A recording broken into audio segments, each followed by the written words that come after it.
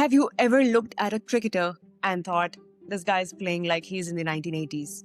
Or, his playing style is a bit outdated for this era, for this time. What if we talked about cricketers who were too advanced for their era, who approached cricket in a new, unfamiliar, but exciting way for their time, for their era, an era before T20 franchises and aggressive cricket? Let's get into it.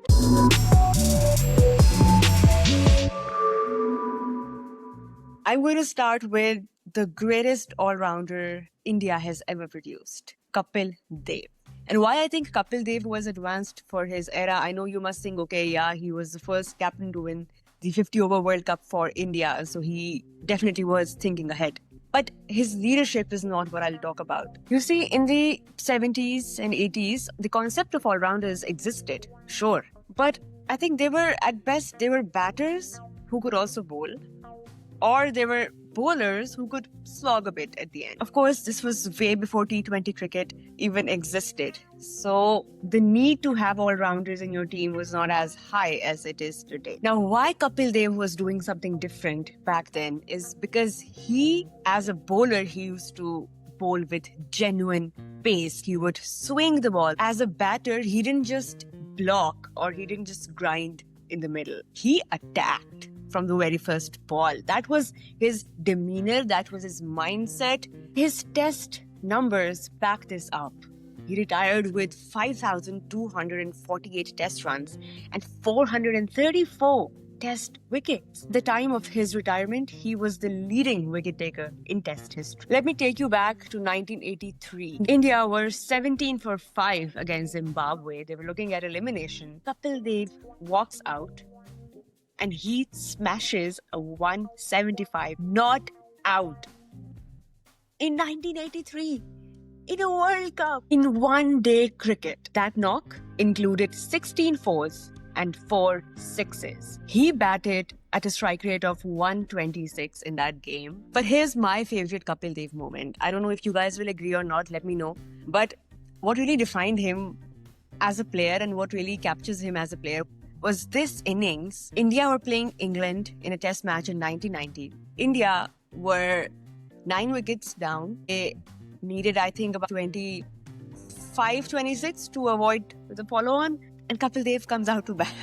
And he hits 4 sixes in 4 balls to do that, to save India from the follow-on. And they didn't even have wickets in hand, but he still did that. He scored 77 of 75 balls, and that included 8 fours, 4 sixes, and a strike rate of 102 in a test match in 1990 in England. I mean, only Kapil Dev could do that.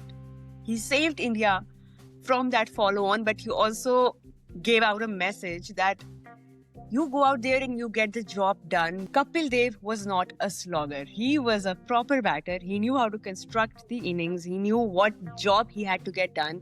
And I'm just thinking, how exciting would it be to have someone that could bowl like him and that could bat like him and that could lead like him in any T20, in any modern T20 team. That's it. On number 4, I have Saeed Anwar, the best opening batter Pakistan has ever produced, one of the most elegant batters that have ever played cricket, and one of the most stylish left-arm batters to ever play the game. Today's modern coaches, they talk about trusting yourself and not letting the bowler dictate, right? When you think about attacking and when you think about aggression, there has to be some kind of control in that aggression. Saeed Anwar was doing all of this in the mid-90s. And that was a time when batters were okay with, taking their time, constructing their innings in a defensive way, especially in test cricket, But he was thinking and operating differently, Saeed Anwar.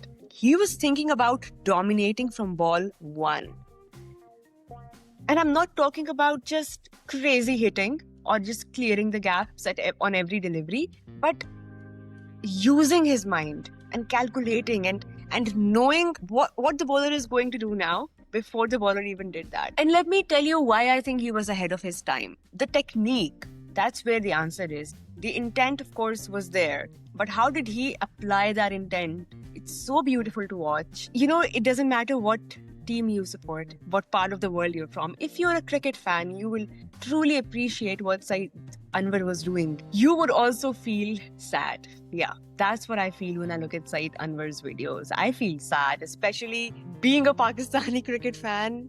It breaks my heart because that was the benchmark for openers to follow. His footwork against pace, his flick off the pads, his inside-out cover drive, just the timing, it was so exquisite. He showed how he would also approach T20 cricket. You know, you would apply the same Saeed Anwar to any format, and just that beautiful timing, it would come through in his batting. The great Shane Warne actually picked Saeed Anwar as one of the most difficult batters he had played against. Someone who would dominate against pace and spin and on any kind of surface. That just tells you where he was in terms of ranking. 8,824 ODI runs at an average of 39 and a strike rate of 80 plus, which in the 90s was considered aggressive.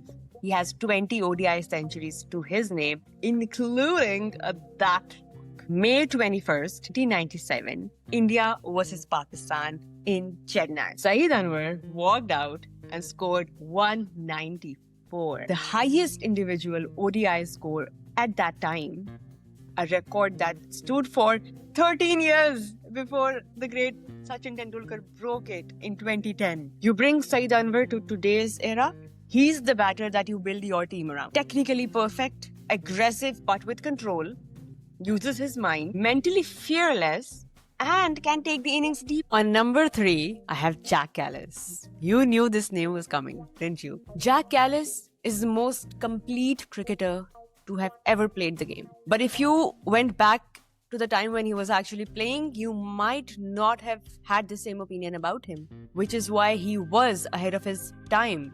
Who is the most valuable kind of cricketer right now? The player who can bat and bowl, right? So you look at Hardik Pandya, look at Ben Stokes. These are the players that can fit in any T20 side on any day. They can walk in because they create that balance. Jack Kallis was that player 20 years ago. You look at his numbers and it's a totally jaw on the floor moment, genuinely. To put it in perspective, hear this. Jack Kallis scored 13,289 test runs. That's number 4 on the list of all-time test runs. Ricky Ponting, one of the greatest batters in the history of cricket, has 13,378 test runs. So Jack Kallis is up on that list among the test greats and among the specialist batters.